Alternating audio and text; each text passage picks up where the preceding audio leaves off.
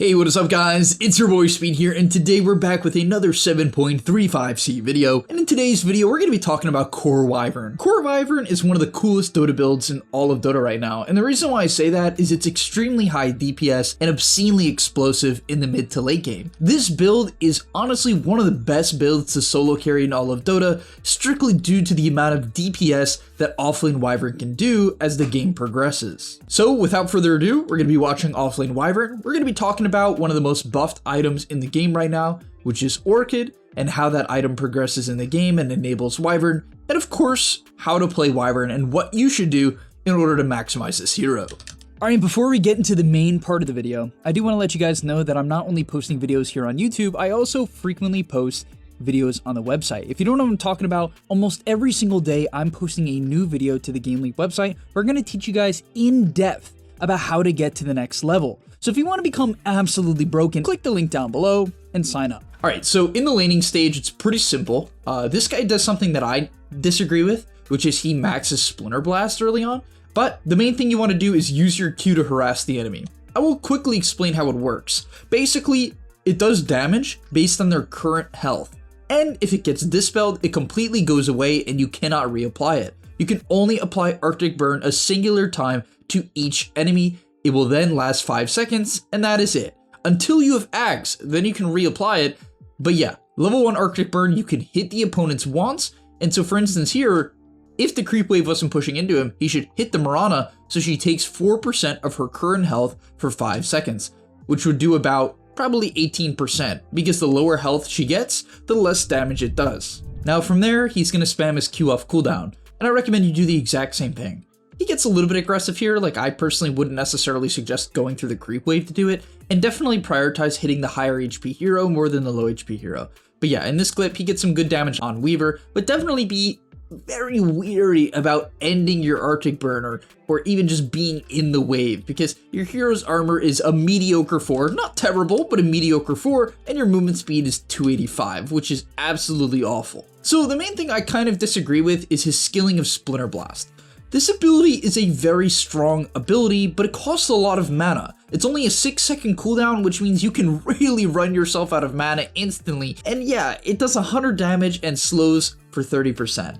It is strong, like don't get me wrong, it is strong, but the problem is your hero doesn't have a great way to sustain, where Cold Embrace gives about 250 health on a 24-second cooldown, but only 50 mana. It's less than half of the mana of Splinter Blast and heals you over 200, right? It is absolutely incredible and very reliable, right? And so what I recommend is maxing the Q and maxing the E, and then eventually going back for the W. I even think it's good to take 2 points Q, max the W, and have 1 point in the E. But in my opinion, the point in the E is key, because for instance here, healing the Lion brings him to full, and that will enable him to trade with the Mirana again, right? So I just think it's way more reliable, way less mana, just better overall. In terms of the early items, there's a couple things you can do. So he went for Wand 3 branches, and the reason why is you're a universal hero, and so that gives you a lot of damage.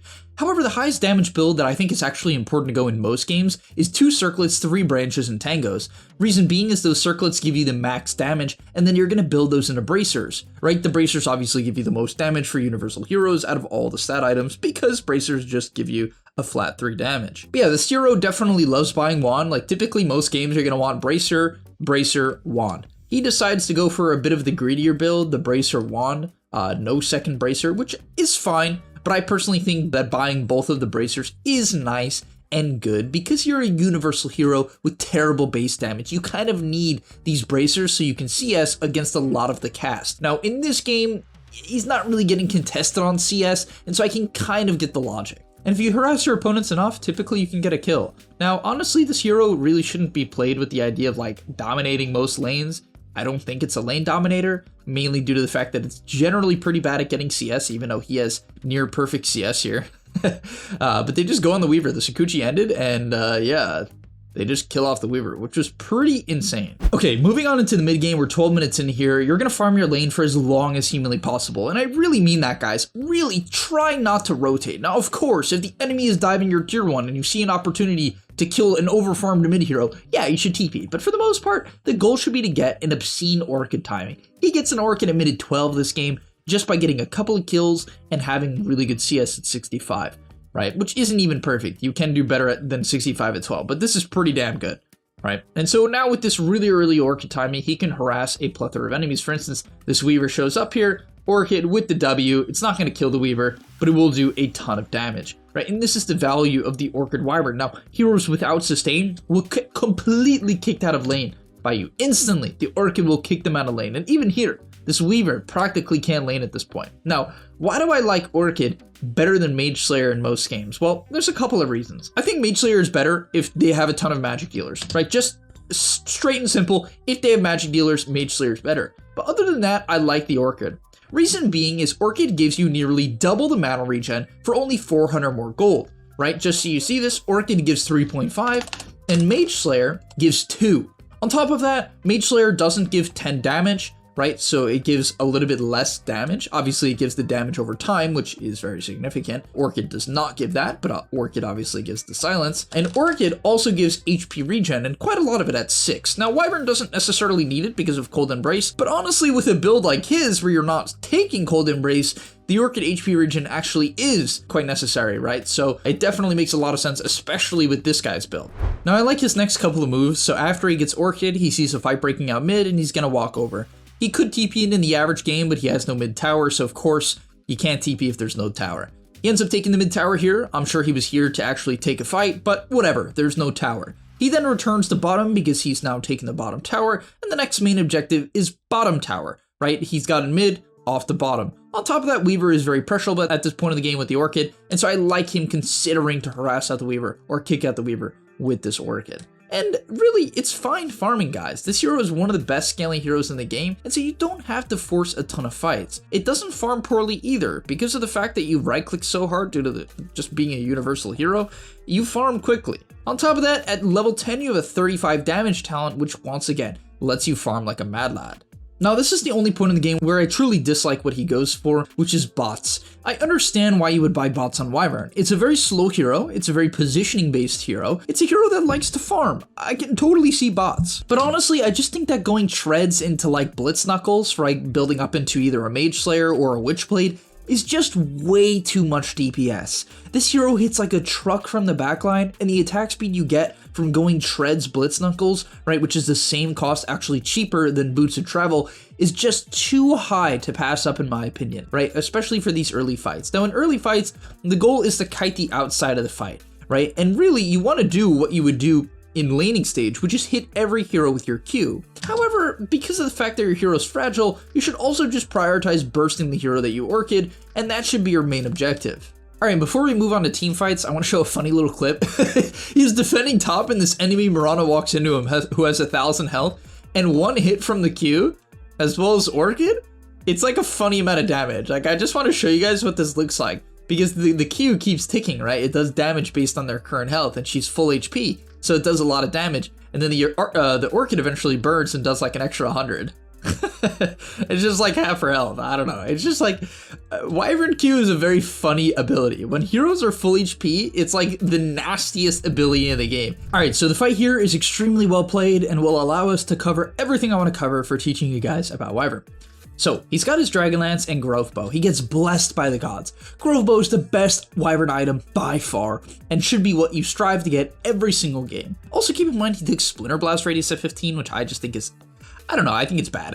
Like, it is a huge radius increase, and it does make the W hit everyone, and he bought his shard early. So I get his logic, and if you are going to take the 15 talent, you should have your shard. If you don't know what the shard does, it lowers the cooldown of your Cold Embrace, and when the Cold Embrace ends, it shoots out a Splinter Blast. So yeah, it makes a lot of sense what he's doing. It allows you to one-shot creep waves, and honestly do a lot of damage in teamfights with this talent. So pretty cool, and I actually really like his angle, but I do think it's a bit weird considering you're mainly going right-click Wyvern, and the Arctic Burn debuff duration is incredible. It's a lot of slow and a lot of damage. But alright, getting into the team fight here, he was just farming up a camp, and this is reasonable. Usually before team fights, you should just be hitting some neutral camp and waiting for things to happen. You're not an initiator. Yeah, you can go for pickoffs in the side lane, but mainly you're just waiting. Fight breaks out, and they go on the enemy Lion. Then from there, it's a pretty obvious curse. When this many people clump up and it's early into the team fight, you should curse, because your teammates likely will then have spells to follow it up and probably haven't used their spells already, in which case you'd be stacking stunts. So these early curses where people stack up are the best. These are the best because it also allows you to apply Arctic Burn to a bunch of high HP heroes because you can apply Arctic Burn to people that are cursed, right? So fight breaks out, probably should have cursed right away, whatever. He curses eventually. They're like, oh shit, we're gonna get cursed. But they get hit anyway, it was too late, right? So he hits it onto the CK, this is obviously good, especially with the TA hitting him, and now he needs to hit, right? So honestly, he probably should Orchid the CK immediately just so this guy bursts, unless he has BKB, which he does not. So if they have no Dispel, Orchiding the guy you curse, Orchiding the guy you're trying to burst is good. Now, I think the CK ends up basically just dying from full anyway, which is pretty crazy. And I will say, I really don't love how he executes this fight due to his usage of the Q, okay? So, couple things to know. Let's first talk about the ulti. The ulti does a few things. It obviously stuns the opponent, any allies around that opponent attack that opponent, and on top of that, it gives them bonus attack speed, so this TA really is going to hit hard. Now, you can't actually do physical damage to who you curse. Anyone in the curse can take damage, but only from Wyvern and only magic damage from Wyvern. Not physical, and I believe not pure as well. But the magic damage you deal is amped by 30%. This includes Orchid damage, and Arctic Burn damage, and Splinter Blast damage. So you'll see here that when he curses, what I would like to see is that he attempts to apply Arctic Burn to this hero, this hero, this hero, and this hero, right? So I would have liked to see that. I don't mind the logic of just like trying to burst the first hero you go on, but the thing is you can't even right click them. Once you hit them a singular time with Arctic Burn, that's all the damage you're going to do with your right clicks, right? And so you might be saying, why go right click Wyvern? Well, the goal is to not right click the person you ulti, it's to right click the people after you ulti. And so yeah, I would have liked to see him apply more Arctic Burns to more targets, but as the fight continues on, you'll see he's going to do a lot of impact. He does get saved by the Venge here, right? Maybe a bit of mispositioning, but bailed out by the Venge. Heals himself up. I like that he maxes the heal. Some people skip it. It heals for so much on such a low cooldown.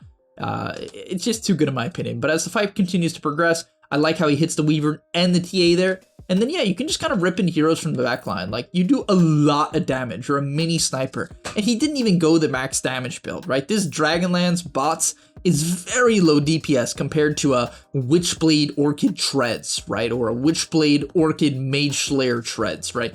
And also keep in mind, items like Witchblade and Mage Slayer deal damage during the ulti, which is why Witchblade in particular is very important. He doesn't bite this game, which is kind of weird. But yeah, he goes more of a utility build. Okay, so we're going to be doing two more things for today's video before we close it off.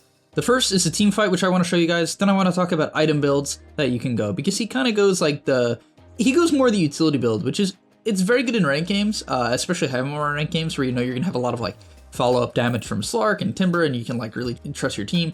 But maybe you don't feel that way. Maybe you just want to do more damage. Maybe it's more fun for you, whatever the reason is. I'll be talking about how you can deal the max damage on this hero, but yeah, in this team fight, once again, the early curses are the best curses because they will enable the magic amp damage Arctic Burn, right? On top of that, it's just easier for people to follow it up, right? So this is such a good curse. Onto the TA, onto the Weaver, and you'll see eventually, right, when the Q starts to apply and the Weaver damage starts to come out and the W gets amped, right? It's so much damage. Now, once again, I don't know why this guy isn't Orchiding people.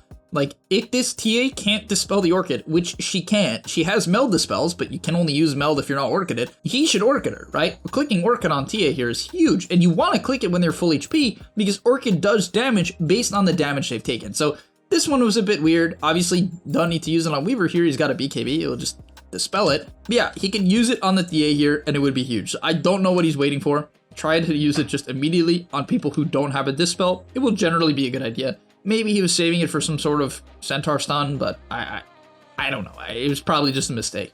Okay, now let's talk about the damage items for this hero. It's pretty straightforward on what you buy. So the first item is Parasma. It is Witchblade and the upgraded Witchblade. What it does is when you upgrade the Witchblade, your attacks reduce the enemy's magic resistance by 20% for 4 seconds. You keep this with Grove Bow. Grove Bow and attack range and magic amp on a hero that relies around magic damage and amps it even further is the way to go. Just keep Growbow unironically the whole game in most games. And then you take Parasma, you stack that with your Growbow, and you reduce the enemy's magic resist by like 1,000,000,000%, and then Winter's Curse amps it. Then you buy Revenant's Brooch, which is a pretty cheap 5,000 gold. It's not terrible. And it gives you damage, spell lifesteal, which is actually really nice. You deal a ton of spell damage. And also, it makes your attacks deal magic damage. And all of a sudden, you can hit people in Winter's Curse. Yes, you've reduced their magic resist by 8 billion%, and then you can actually hit them due to the fact that you have Revenant's Brooch and your auto attacks are magic damage. So this is how you instantly kill people in the late game. It is some of the most bizarre and broken scaling in all of Dota, so I recommend you guys give it a try. Alright, thank you guys so much for watching. I'll see you in the next one, and I'm out. Peace! And that's all, but remember, before you leave, come on, before you tune out, subscribe to the Game Leap website where we are going to help you get to the next rank. If you're stuck, click the link down below, and I'm out. Peace!